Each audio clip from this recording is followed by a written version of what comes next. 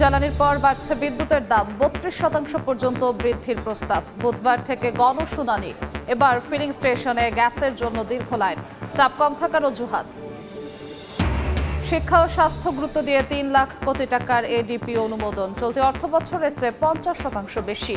প্রকল্পের স্বচ্ছতা নিশ্চিতে থাকবে বিশেষ নজরদারি। এবং চট্টগ্রামে জুলাই গ্রাফিতি মোছা নিয়ে দুপক্ষের উত্তেজনা, ৯ ঘন্টা পর ১৪৪ ধারা প্রত্যাহার। ফিসি পরিবর্তন সহ ৩ দাবিতে ডুয়েট শিক্ষার্থীদের একাংশের ব্লকেট কর্মসূচি।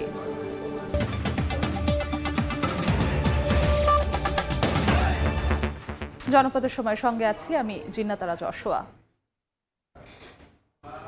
ঘাটতি সমন্বয়ে বছরে ২ বার বিদ্যুতের দাম বাড়াতে চায় পিডিবি। ১ জুন থেকেই নতুন দাম কার্যকরের আবেদন করেছে সংস্থাটি। এরই মধ্যে গ্রাহক পর্যায়ে সর্বোচ্চ ৩২% পর্যন্ত গড় দাম বৃদ্ধির প্রস্তাব করেছে বিতরণ সংস্থাগুলো।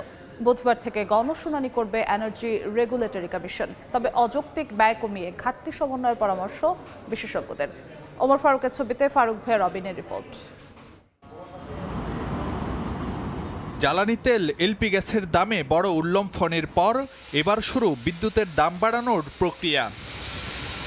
চলতি অর্থবছরে ৬২,০০০ কোটি টাকার ঘাটতির কথা জানিয়ে বিদ্যুতের পাইকারি দর ২১% বাড়ানোর প্রস্তাব পিডিবির, যা জুন থেকেই কার্যকর চায় সংস্থাটি। শুধু তাই নয়, সমন্বয়ের নামে বছরে ২ বার বিদ্যুতের দাম বাড়ানোর এখতিয়ার চাইছে সরকারি এ প্রতিষ্ঠানটি। ডলার রেট যেটা বাড়ছে, তারপরে বিভিন্নভাবে তেলের দাম বাড়ছে, কয়লার দাম বাড়ছে। এখন কি এর কোনো অল্টারনেটিভ আছে আমাদের কাছে? এদিকে গ্রাহক পর্যায়ে বিদ্যুতের গড় দাম সর্বোচ্চ ৩২% পর্যন্ত বাড়ানোর প্রস্তাব দিয়েছে বিতরণ সংস্থাগুলো।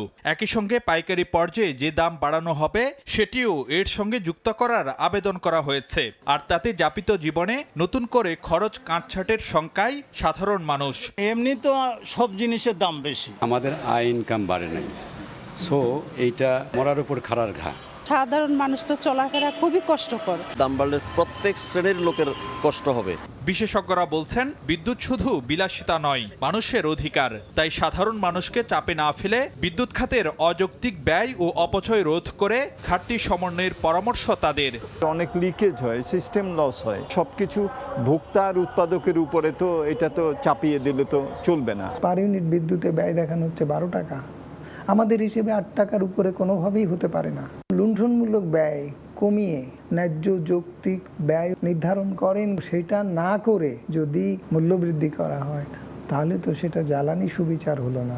বিদ্যুতের দাম বাড়ানোর আবেদনের উপর বুধ ও বৃহস্পতিবার গণশুনানি করবে Bangladesh energy regulatory commission BERC. বিদ্যুতের দাম বাড়ানোর যৌক্তিকতা নিয়ে প্রশ্ন উঠেছে সব সময়ই। এ অবস্থায় আরও এক দফা দাম বাড়ানো হলে এর সম্ভাব্য নানামুখী প্রভাব নিয়ে উদ্বেগে ভোক্তারা। তাদের চাওয়া দাম বৃদ্ধি নয়, বরং বিদ্যুৎ ও জ্বালানি খাতের অযৌক্তিক নানা ব্যয় কমিয়ে যেন ঘাটতি সমন্বয় করা হয়। ফারুক ভিয়া রবিন, সময় সংবাদ, ঢাকা। জ্বালানি তেলের সংকট কেটে গেলেও এবার সিএনজি সংকটে ফিলিং স্টেশন। ঘন্টার পর ঘন্টা লাইনে দাঁড়িয়েও মিলছে না চাহিদা মতো গ্যাস। ভোগান্তিতে ক্ষুব্ধ চালকদের অভিযোগ, দাম বাড়াতে কৃত্রিম সংকট তৈরি করেছে সিন্ডিকেট। আর সিএনজি স্টেশন কর্তৃপক্ষ বলছে, চাপ কম থাকায় চাহিদা মতো গ্যাস দেওয়া সম্ভব হচ্ছে না। এবার লম্বা লাইন সিএনজি স্টেশনে। গ্যাস নিতে অপেক্ষা করতে হচ্ছে ২ থেকে ৩ ঘন্টা। তারপরও মিলছে না চাহিদা অনুযায়ী গ্যাস। লাইনে প্রেসার না থাকায় নেওয়া যাচ্ছে না ২০০ থেকে ৩০০ টাকার বেশি। ২ ঘন্টা আপনার সিরিয়ালে দাঁড়ায় থেকেও আপনার প্রেসার নাই। গ্যাস ঢুকছে ১৯০ টাকা, যেখানে গ্যাস ঢুকবে ৬০০ টাকা। ক্ষুব্ধ গ্রাহকদের অভিযোগ, সংকট নয়, জ্বালানি তেলের পর এবার গ্যাস নিয়ে সিন্ডিকেট করছে একটি চক্র। মূলত দাম বাড়ানোর পায়তারা ভোগান্তিতে ফেলছে সাধারণ মানুষকে।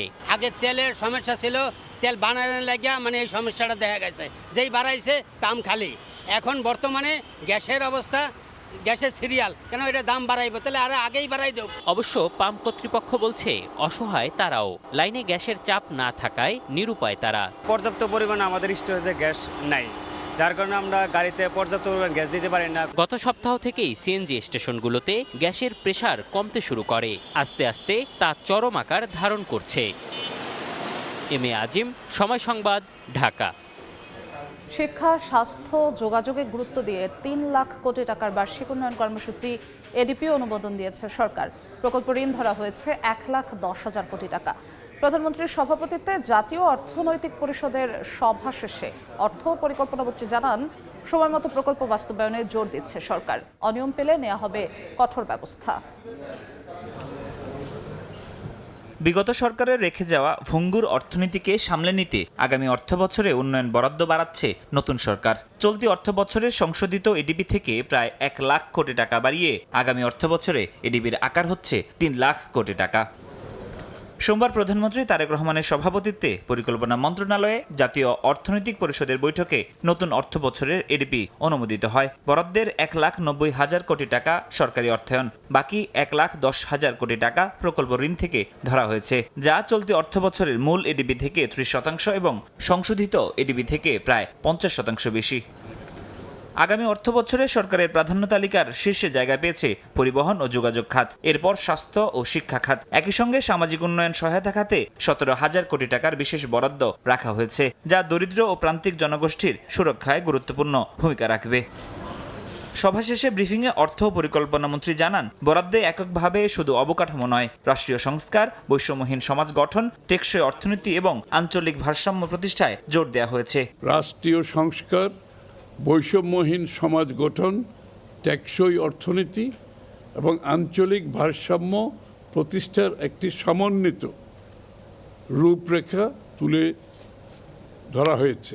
সময়মতো প্রকল্প শেষ করতে সরকার জোর দিচ্ছে জানিয়ে মন্ত্রী বলেন, অনিয়ম পেলে কঠোর ব্যবস্থা নেওয়া হবে। প্রকল্প শুরু থেকে বাস্তবায়ন শেষ পর্যন্ত এটার যে সময়সীমা, এটার উপর জোর দিচ্ছি এবং এটার প্রতিটি পদক্ষেপে, প্রতিটি স্টেপকে এটাকে মনিটর করা হয়। যেখানে অগ্রগতি হচ্ছে না, কোনো কারণে পিছিয়ে যাচ্ছে, সেখানে সাথে সাথে ব্যবস্থা নেওয়া হবে মন্ত্রণালয়ের পক্ষ থেকে। বিগত দিনে জনস্বার্থ সংশ্লিষ্ট নয় এমন প্রকল্প যাচাই বাছাই করে বাদ দেওয়া হবে বলেও জানান মন্ত্রী। রিভিউতে যেগুলো গ্রহণযোগ্য নয় সেগুলোকে বাদ দেওয়া হবে। ফরহাদুর রহমান, সময় সংবাদ, ঢাকা। দেশের আকাশে পবিত্র জিলহজ মাসের চাঁদ দেখা গেছে।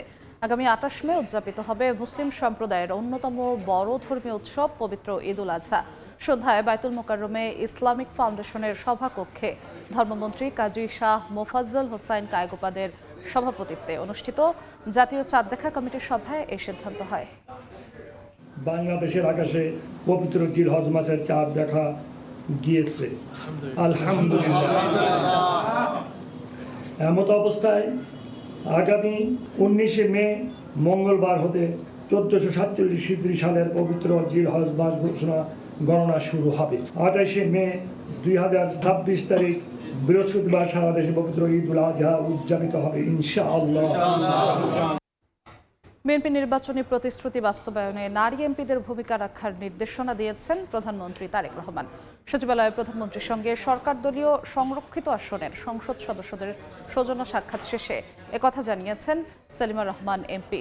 তিনি জানান, দল ও দেশের জন্য সবাইকে কাজ করার নির্দেশনা দিয়েছেন প্রধানমন্ত্রী। প্রধানমন্ত্রীর অঙ্গীকার বাস্তবায়নে নারী সংসদ সদস্যরা সহায়ক ভূমিকা পালন করবেন বলে জানান তিনি।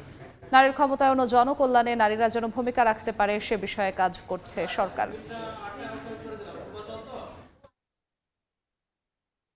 মাননীয় প্রধানমন্ত্রীকে আমরা দু একজনের কথা বলেছি।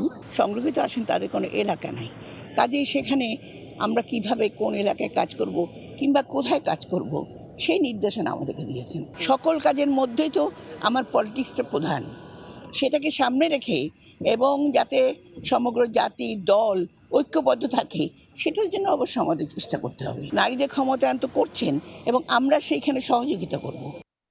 জনপদের সময় আরও থাকছে।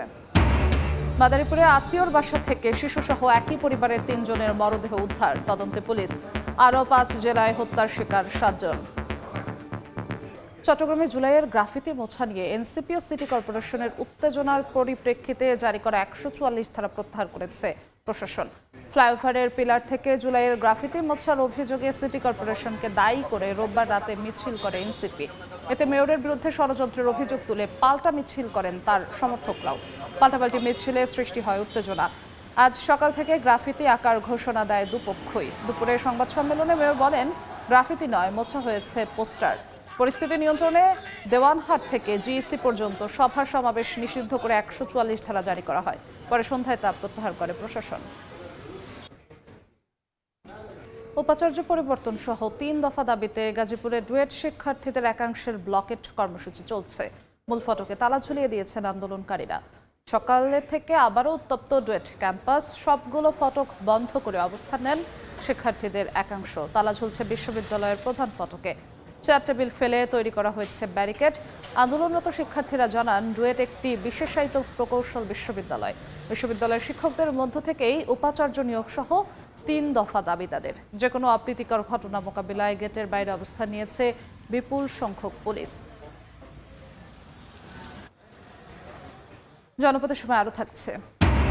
মোটর শ্রমিক ইউনিয়নের কমিটি ঘোষণার দ্বন্দ্বে রাজশাহীতে বন্ধ বাস চলাচল, চরম ভোগান্তিতে যাত্রীরা। বিকল্প পথে গুনতে হচ্ছে বাড়তি টাকা ও সময়। নারী শিক্ষার্থীকে ধর্ষণ চেষ্টার ঘটনায় অভিযুক্তকে দ্রুত গ্রেফতারের দাবিতে বিক্ষোভ ও প্রতীকী সড়ক অবরোধ কর্মসূচি পালন করেছে জাহাঙ্গীরনগর বিশ্ববিদ্যালয় কেন্দ্রীয় ছাত্র সংসদ। বিকেলে বিশ্ববিদ্যালয়ের কেন্দ্রীয় শহীদ মিনারের সামনে জাকসুর ভিপি আব্দুর রশিদ জিতু ও জিএস মাজহারুল ইসলামের নেতৃত্বে বিক্ষোভ মিছিল বের করেন সাধারণ শিক্ষার্থীরা। মিছিলটি ক্যাম্পাসের বিভিন্ন সড়ক প্রদক্ষিণ শেষে ডেইরি গেট এলাকায় গিয়ে শেষ হয়। এ সময় ঢাকা আরিচা মহাসড়কের ডেইরি গেট এলাকায় প্রতীকী সড়ক অবরোধ কর্মসূচি পালন করা হয়। বিক্ষোভ সমাবেশে জাকসু নেতারা প্রশাসনের সমালোচনা করে বলেন, 48 ঘন্টার আলটিমেটাম শেষ হলেও ধরাছোঁয়ার বাইরে মূল অভিযুক্তরা। শিক্ষার্থীদের নিরাপত্তা নিশ্চিতে প্রশাসনকে আরও গুরুত্ব দেওয়ার দাবি জাকসু নেতাদের। মাদারীপুরে বাসা থেকে উদ্ধার হয়েছে শিশুসহ দম্পতির মরদেহ। জিজ্ঞাসাবাদের জন্য আটক করা হয়েছে একজনকে। বিষয়টি হত্যা নাকি আত্মহত্যা তা খতিয়ে দেখছে পুলিশ। স্থানীয়রা জানান, আমিরাবাদ এলাকায় যতীন বারোই মিষ্টি দম্পতির বাসায় চাচাতো ভাই পরিচয়ে আসেন চিন্ময় দাস সহ পরিবারের 3 সদস্য। রাতের খাবার খেয়ে অতিথিরা ঘরের দরজা বন্ধ করে ঘুমাতে যান। ঘরে কোনো সারা শব্দ না পেয়ে মধ্যরাতে 999-এ ফোন দেন মিষ্টি। ভোরে ঘরের দরজা ভেঙে 8 মাসের শিশুসহ 3 জনের মরদেহ উদ্ধার করা হয়। ঘটনার পর পলাতক মিষ্টির স্বামী যতীন বারোই। জিজ্ঞাসাবাদের জন্য মিষ্টিকে আটক করেছে আইন শৃঙ্খলা বাহিনী। প্রতিপক্ষের হামলায় মাগুরা, বগুড়া ও খুলনায় প্রাণ গেছে 4 জনের। কিশোরগঞ্জে নিজ ব্যবসা প্রতিষ্ঠান থেকে উদ্ধার হয়েছে ব্যবসায়ীর মরদেহ। আধিপত্য বিস্তারের জেরে মাগুরার শ্রীপুরে কৃষক আকবর মণ্ডলকে জখম করে প্রতিপক্ষ। উদ্ধার করে উপজেলা স্বাস্থ্য কমপ্লেক্সে নেওয়া হলে মৃত ঘোষণা করেন চিকিৎসক। বগুড়ায় জমি নিয়ে বিরোধের জেরে প্রতিপক্ষের ছুরিকাঘাতে প্রাণ হারান 2 চাচাতো ভাই। খুলনা ব্যবসায়ী ভবতোষ মৃধাকে কুপিয়ে হত্যা করেছে দুর্বৃত্তরা। কিশোরগঞ্জের কটিয়াদিতে নিখোঁজের 4 দিন পর নিজ প্রতিষ্ঠান থেকে উদ্ধার হয়েছে ব্যবসায়ীর মরদেহ। এছাড়া খাগড়াছড়ির রামগড়ে উদ্ধার করা হয়েছে 2 জনের মরদেহ। মোটর শ্রমিক ইউনিয়নের কমিটি গঠন নিয়ে দ্বন্দ্বের জেরে রাজশাহীতে বন্ধ রয়েছে সব রুটের বাস চলাচল। এতে চরম ভোগান্তিতে পড়েছেন যাত্রীরা। সোমবার সকালে টার্মিনাল থেকে কোনো বাস ছেড়ে যায়নি। গন্তব্যে যেতে যাত্রীদের বিকল্প পথে গুনতে হচ্ছে বাড়তি টাকা ও সময়। আন্দোলনকারীদের অভিযোগ, রোববার নির্বাচন ছাড়াই রাজশাহী জেলা মোটর শ্রমিক ইউনিয়নের কমিটি ঘোষণা করে বাংলাদেশ সড়ক পরিবহন শ্রমিক ফেডারেশন। এর বিরোধিতা করে শ্রমিকদের একাংশ দূরপাল্লা ও আন্তঃজেলায় বাস চলাচল বন্ধ করে দেয়। সাতক্ষীরার বাজারে উঠেছে হিমসাগর সহ নানা জাতের আম। সকালে বড় বাজারে জমে ওঠে বেচা কেনা, দরদামে চলে বেচা বিক্রি। তবে এবার হিমসাগর আমের আকৃতি ছোট হওয়ায় দাম কম। আমের ন্যায্য মূল্য পেতে বাজারে সিন্ডিকেট নিয়ন্ত্রণের দাবি জানিয়েছেন বাগান মালিকেরা। গত 5 মে গোবিন্দভোগ, গোপালভোগ, গোলাপখাস সহ স্থানীয় জাতের আম ও 15 মে থেকে হিমসাগর আম পাড়া শুরু হয়েছে।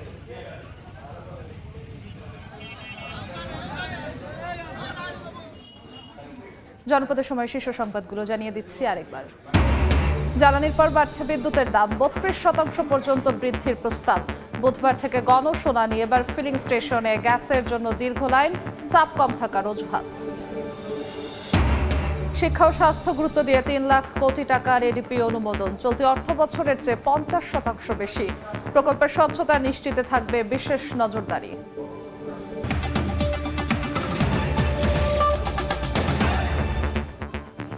এই ছিল জনপদের সময়। এরপর রাতের সময় নিয়ে সঙ্গে থাকবেন জাফর সাদিক। ধন্যবাদ যশোয়া। রাতের সময় নিয়ে আসছি কিছুক্ষণ পর, সঙ্গে থাকুন সময়।